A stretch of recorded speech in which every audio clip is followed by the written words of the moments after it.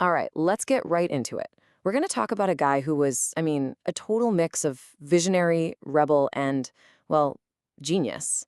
His life story, it's just as iconic as the stuff he built. Of course, I'm talking about Steve Jobs.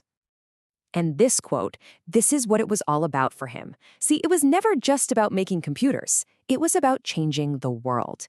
That one idea, that single thought, was the engine behind one of the most amazing journeys in modern history.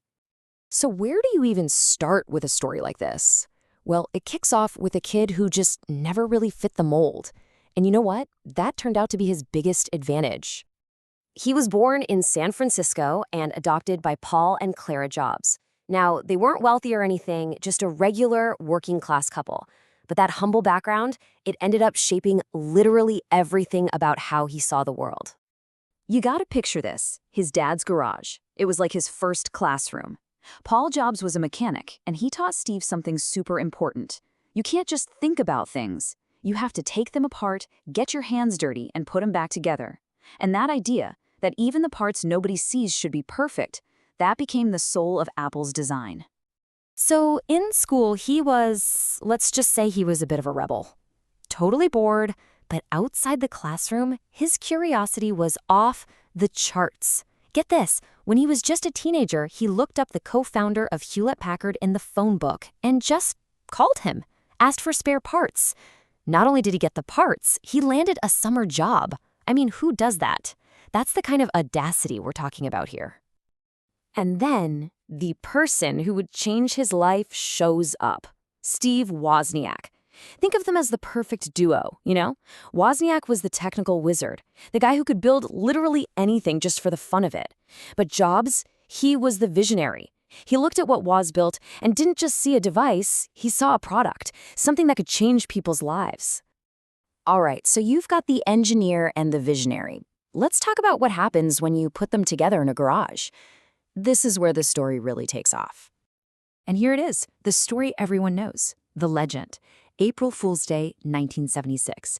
To get started, Woz sold his fancy calculator, and Jobs sold his beloved VW van.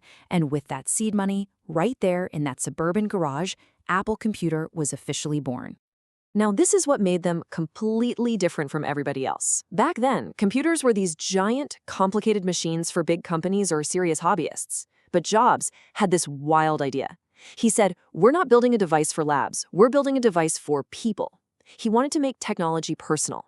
And that vision gave us the Apple I, and then the game-changing Apple II. And the result of that vision? Just think about this for a second. By 1980, only 4 years after they started in that garage, Apple was worth over $1 billion. A billion. The growth was just insane. It really felt like they were unstoppable. But you know how these stories go. What goes up? Well, success on that scale brings a whole new set of problems.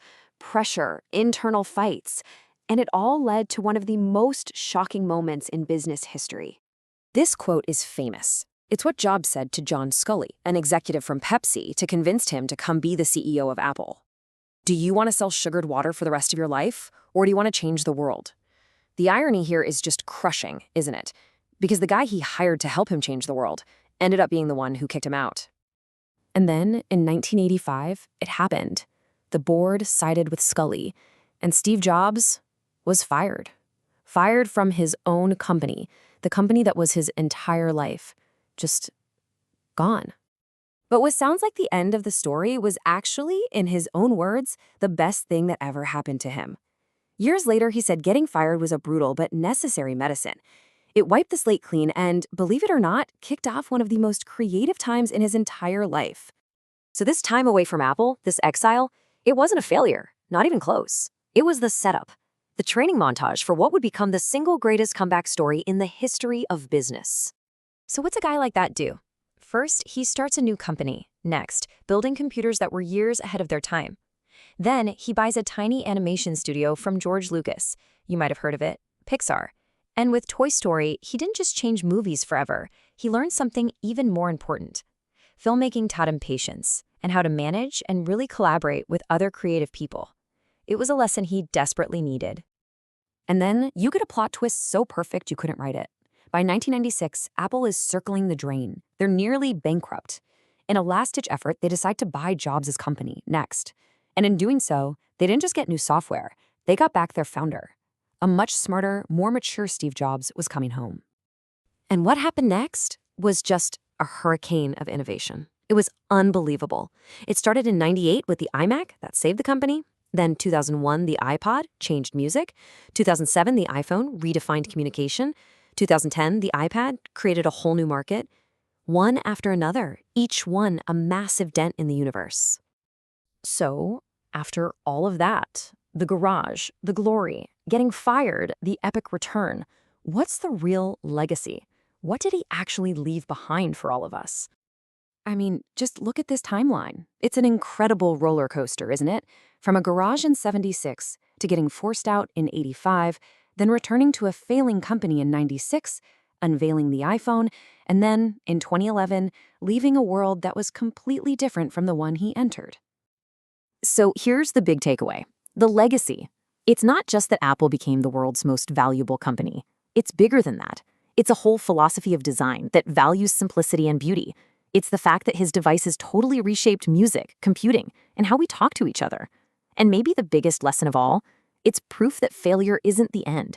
It can be the very beginning of something amazing.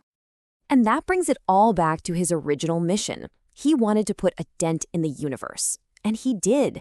So his story really leaves us with just one question, a question for you. What dent will you leave? Hey, if you found this story as fascinating as we do, and you want more deep dives into the visionaries and entrepreneurs who shaped our world, do us a favor and hit that subscribe button. We've got plenty more stories to tell. Thanks so much for joining us.